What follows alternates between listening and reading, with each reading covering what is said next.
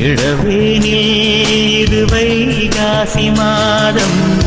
புது பூவின் இதழ் தேன் சிந்துது மலைச்சாரல்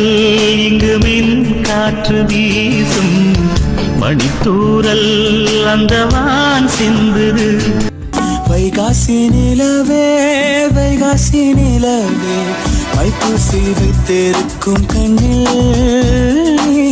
பொய்ப்பூசி வைத்திருப்பதென்ன